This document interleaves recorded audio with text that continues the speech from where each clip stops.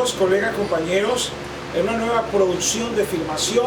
Hoy les traemos el tema titulado Los fines de la educación, asociado, ¿verdad?, con la teleología, el tema de cuáles son los fines, cuáles son las metas. En nuestra estructura de formación de docentes, el componente teleológico, el componente que tiene que ver con metas y fines de la educación es muy importante.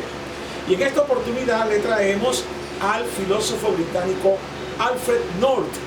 Tiene un aporte interesante de 1927-1930 en relación con lo que el docente que forma docente debe tomar en cuenta en relación con el tema de los fines de la educación, que para él es educar para la sabiduría. ¿Para qué educamos? Para dominio de la ciencia, para dominio de la economía, para el dominio de la política, para el dominio del consumismo, para el dominio de la producción, para el dominio de la sabiduría. Es lo que plantea este interesante filósofo en esta afirmación que hemos titulado Para fines de la educación. ¿Por qué el tema de fines de la educación representa un componente importante para aquel que se está formando o que está trabajando como docente en cualquier latitud del planeta? Es interesante que nosotros en estos círculos de lectura, y este es el primero, reflexionemos sobre los siguientes componentes de este filósofo Alfred North. El primero que vamos a estudiar se titula Los ideales educativos. El segundo, el proceso educativo. El tercero, la misión de la universidad. ¿Cuál es el compromiso de nuestras universidades con respecto a este fin de la educación? ¿Cuál es el propósito? ¿Cuál es el objetivo fundamental en la formación de profesionales de la educación? Entonces estamos hablando de que Alfred North, 1861-1947, sobre los fines de la educación, educar para la sabiduría, es pertinente y relevante en nuestros días.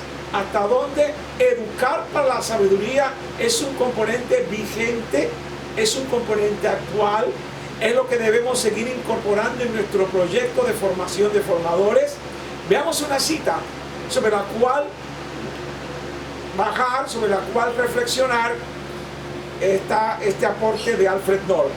Dice que la finalidad de la educación es infundir sabiduría, lo cual consiste en saber usar bien nuestros conocimientos y habilidades. Tener sabiduría es tener cultura. Quiere decir que para él es muy importante el perfil culto del profesor de cualquier tipo de especialidad.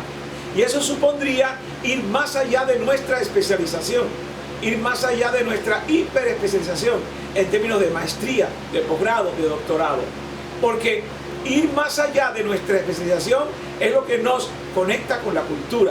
Es decir, que tengamos en desarrollo un conocimiento interdisciplinario, un conocimiento multidimensional, un conocimiento inclusive transdisciplinario.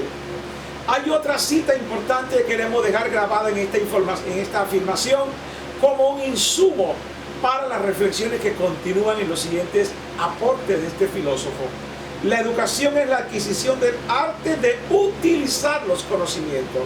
Así que no es suficiente que usted memorice, que usted reproduzca, que usted comprenda, que usted juegue con los conocimientos, si estos conocimientos no son útiles o no llegan a convertirse en algo práctico, si no los interiorizan, si no van más allá de poder comprenderlos o de poder reproducirlos. Entonces, la parte pragmática, el ir más allá del dominio y la memorización de conocimiento es un componente importante. Hay una cita que es muy interesante para compartir con ustedes, los seguidores de este insumo de filmación.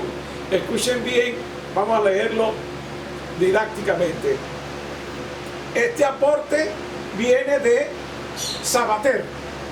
Sin temor, dice, a falsear la propuesta de Alfred North, consideramos que nuestro autor suscribiría, es decir, Alfred North suscribiría la recomendación que propone Fernando Sabater.